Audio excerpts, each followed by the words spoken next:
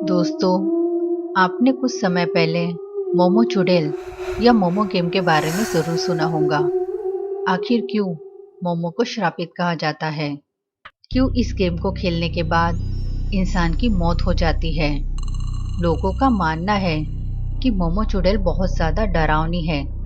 जो भी शख्स मोमो चुड़ैल से संपर्क करने की कोशिश करता है, उसकी रहस्यमय तरीके से मौत हो जाती है। आखिर मोमो चुड़ैल को श्रापित क्यों कहा जाता है? तो आज की ये वीडियो बहुत ज़्यादा हॉन्टेड होने वाली है। तो दोस्तों, इस वीडियो को लास्ट तक ज़रूर देखिए। तो दोस्तों, ये स्टोरी स्टार्ट होती है एक छोटे से गांव से। ये गांव शहर से काफ़ी दूर था और इसीलिए यहाँ पर ज़्यादा फैसिलिटीज़ भी नहीं थी।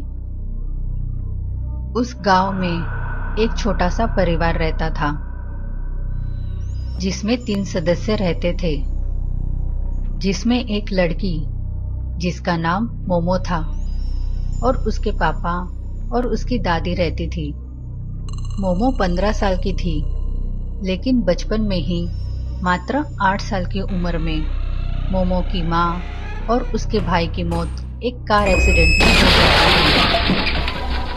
माँ की कमी होने के कारण मोमो को उसके पापा और दादी बहुत प्यार करते थे। वो उसको कभी भी किसी चीज़ की कमी महसूस नहीं होने देते थे। सब कुछ सही चल रहा था, लेकिन मोमो को नहीं पता था कि उसके साथ आगे क्या होने वाला है। कुछ समय बाद अचानक से मोमो की दादी की डेथ हो जाती है। मरते वक्त वो मोमो को कुछ बताना चाहती थी, लेकिन बताने से पहले ही उन्होंने दम तोड़ दिया। दादी की मौत के बाद मोमो अंदर से टूट जाती है। अब उसके लिए उसके पापा ही सब कुछ थे। मोमो के पापा अब मोमो का बहुत ज़्यादा ख्याल रखने लगते हैं। दादी की मौत के बाद से उसके घर में कुछ अजीब सी हरकतें होने लगती है। गांव वालों का ऐसा कहना था कि रात के वक्त मोमो के घर से किसी के चिल्लाने की आवाज़ आती थी। कुछ दिनों तक सब कुछ ठीक चलता रहा, लेकिन एक रात मोमो और उसके पापा अपने रूम में सो रहे थे। तभी उसके पापा की अचानक से चिल्लाने की आवाज़ आती है। इससे मोमो की नींद टूट जाती है। जब मोमो अपने पापा के रूम में जाकर देखती है, तो वो देखती है कि उसके पापा नीचे जमीन पर गिरे हुए हैं और उनको हार्ट अटैक आया है। ये सब देखकर मोमो बहुत ही ज्यादा डर जाती है और वो अपने पापा को उठाने के लिए उनके पास जाती है, लेकिन उसके पापा नहीं उठते। मोमो अपने पापा को बचाने के लिए घर से बाहर निकलकर डॉक्टर को बुलाने जाती है, लेकिन मोमो जहाँ पर रहती है वो एक छोटा सा गांव होता है, जिसकी वजह से वहाँ पर मेडिकल लाइन की कोई भी फैसिलिटीज नहीं होती और इसी वजह से मोमो को वहाँ पर कोई भी डॉक्टर नहीं मिलता। मोमो भागते भागते अपने घर वापस आती है। मोमो घर आकर शहर के एक इमरजेंसी हेल्पलाइन नंबर पर कॉल करती है। उस हॉस्पिटल से मोमो के घर के लिए एक इमरजेंसी एम्बुलेंस भेज दी जाती है, लेकिन मोमो का गांव उस शहर से काफ़ी ज़्यादा दूर होता है और इसी वजह से उस एम्बुलेंस को मोमो के घर तक आने के लिए काफ़ी ज़्यादा वक्त लगता है और इसी वजह से मोमो के पापा को टाइम पर ट्रीटमेंट ना मिलने की वजह से उनकी डेथ हो जाती है। अब मोमो पूरी तरह से अकेली हो चुकी थी। वो अपने आप को अकेला फील करती थी।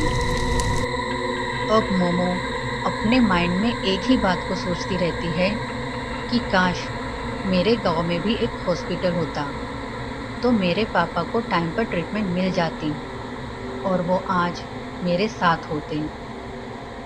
इसलिए मोमो ये डिसाइड करती है कि वो एक हार्ट स्पेशलिस्ट डॉक्टर बनेगी और अपने गांव में लोगों का फ्री में इलाज करेंगी और छोटे छोटे गांव में इमरजेंसी हॉस्पिटल खोलेंगी, जिसकी वजह से लोगों को टाइम पर ट्रीटमेंट मिल सके। इसलिए कुछ दिनों के बाद मोमो डॉक्टर की पढ़ाई करने के लिए गांव को छोड़कर शहर चली जाती है। वहां वो एक रूम में अपने दोस्त के साथ रहती थी। मोमो अपनी डॉक्टर की स्टडी स्टार्ट कर देती है।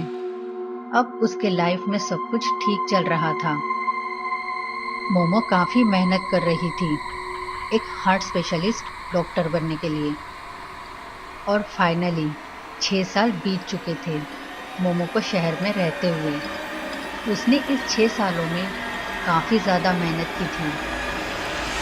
अब फाइनली मोमो की स्टडी कंप्लीट हो चुकी थी, लेकिन कुछ छोटे मोटे लास्ट एग्जामिनेशंस जो थे वो बाकी थे। मोमो शहर में जिस बिल्डिंग में रहती थी उसी बिल्डिंग में एक और लड़का रहता था जो मोमो से बेहद प्यार करता था। लेकिन मोमो को बिल्कुल भी इस बात का अंदाजा नहीं था, क्योंकि मोमो सिर्फ और सिर्फ अपने काम की तरफ, अपनी पढ़ाई की तरफ ध्यान देती थी। वो कभी भी इन चीजों में कोई दिलचस्पी नहीं लेती थी।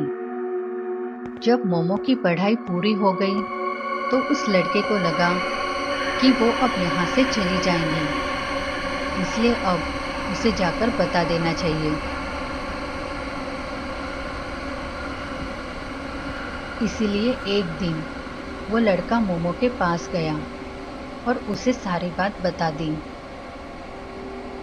मोमो ने उसके प्रपोजल को रिजेक्ट कर दिया, क्योंकि वो सिर्फ और सिर्फ एक डॉक्टर बनना चाहती थी और लोगों की मदद करना चाहती थी। इसलिए मोमो ने उस लड़के को साफ मना कर दिया और उस लड़के से कहा, प्लीज मेरा पीछा छोड़ दो। ये बात सुनकर उस लड़के को काफी ज्यादा बुरा लगता है, क्योंकि वो मोमो से बहुत प्यार करता था। उस दिन तो वो लड़का वहां से चला गया, लेकिन वो लड़का बार बार उसे परेशान करने लगा। उसे कहने लगा, उसके रास्ते में आता था, उसे रोकता था। वो उसे काफी ज्यादा परेशान किया करता था और मोमो उसे हर वक्त मना कर देती थी। तो एक दिन मोमो ने उस लड़के से परेशान होकर उस लड़के की पुलिस में कंप्लेंट कर दी। अब पुलिस जो है उस लड़के को उसके रूम से उठाकर ले जाती है और उसको काफी ज्यादा मारती है, पीटती है और बाद में उसको छोड़ देती है। जिस तरह से उस लड़के को मारा गया, उसकी वजह से वो लड़का बहुत ही ज्यादा गुस्सा हो गया था और वो लड़का सोचता है कि मोमो को अपने ऊपर बहुत ही ज्यादा घमंड है, इसलिए उसने मेरे साथ ऐसा करवाया। वो लड़का मोमो से जो प्यार करता था, तो अब उसका प्यार नफरत में बदल चुका था और वो लड़का अब मोमो से अपनी बेइज्जती का बदला लेना चाहता था।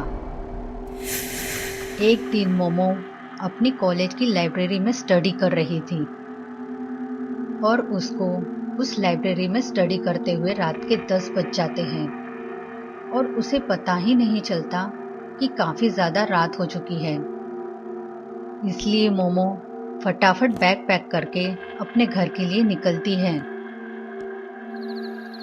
मोमो का घर जो है वो कॉलेज से काफी ज्यादा दूर था और उसके घर का जो रास्ता होता है उसके कॉलेज से, वो भी काफी ज्यादा सुनसान होता है और वो एक घने जंगल के बीच में से होते हुए जाता है।